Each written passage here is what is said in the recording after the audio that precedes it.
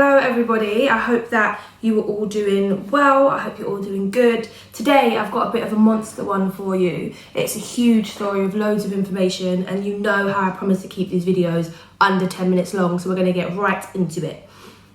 This week marks the anniversary of a crime that set a killer off on a year-long rampage that saw him terrorise at first the residents of the greater Los Angeles area and then an area of San Francisco. Even though it is suspected that this wasn't his first killing, the murder of 79-year-old Jenny Vincro 36 years ago this week is the first in a series of attacks and murders that included a level of violence that even I feel funny discussing. And you guys know by now that I try to give you as much detail as possible, but for a lot of the graphic information, you're gonna have to see the research links. Eventually, his crimes would see him named as one of America's most infamous killers. I want to talk to you about the Night Stalker. Shwa-na-na-na, shwa-na-na-na, shwa-na-na-na-na-na-na. Jenny Vincro was found brutalised and murdered in her apartment this week in 1984.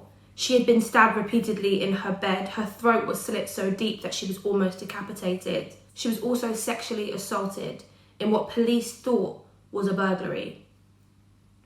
It took 9 months for the killer, Richard Ramirez, to strike again. And this time, in March of 1985, he attacked Maria Hernandez and Dale Okazaki. They were roommates. Maria managed to escape and she survived, but Dale didn't. On the same evening, he shot Cy Liana Yu, thus beginning a media frenzy. The press went mad for this one because this guy was breaking into houses when people are supposed to be safe.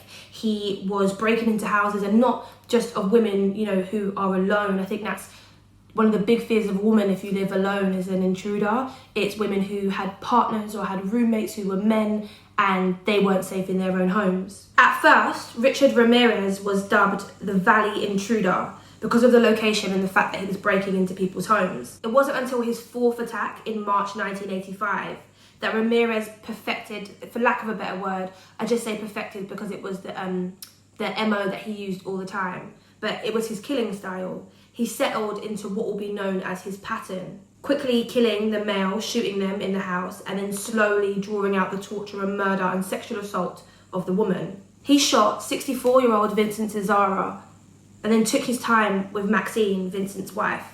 He assaulted her and he stabbed her to death. Even though there was a full-scale investigation and police were desperate to find the man who was killing people in their beds in the very places they were supposed to be safe, they didn't have any luck. Over the next few months, Ramirez racked up a dozen more victims, including William and Lily Doy in May of 1985.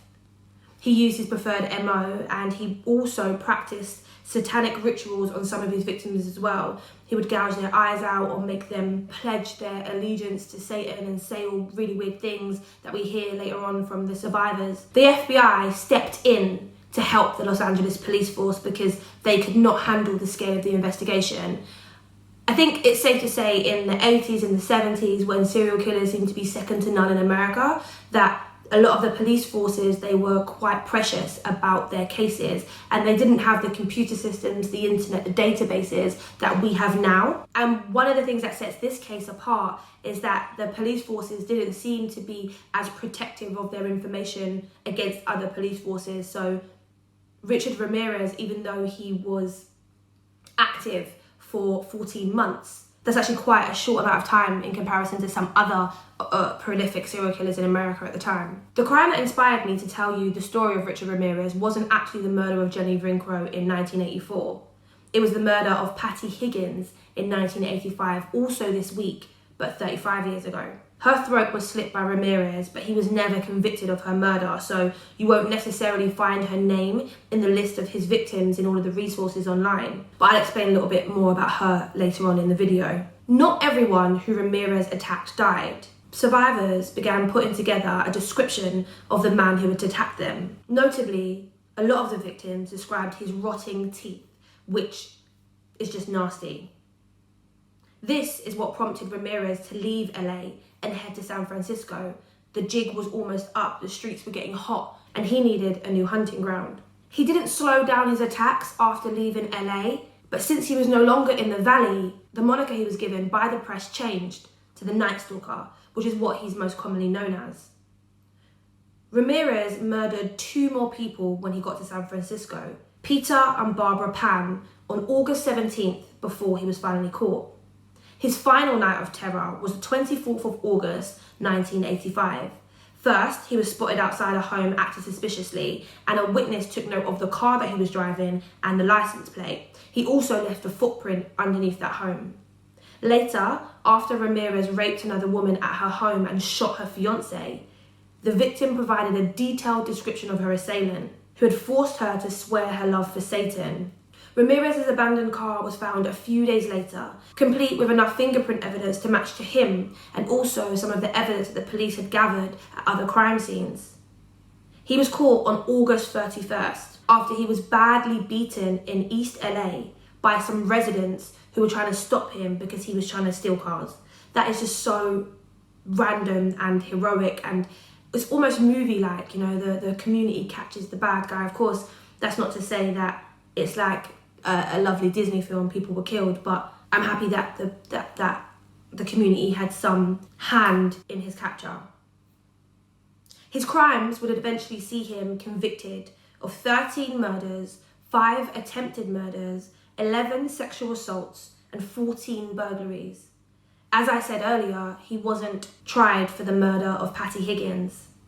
In short, the evidence for that particular case wasn't as strong as the others. If that was put in with the other 13 murders, there would be a chance that would be the prosecution's Achilles heel, and they did not want to take that chance.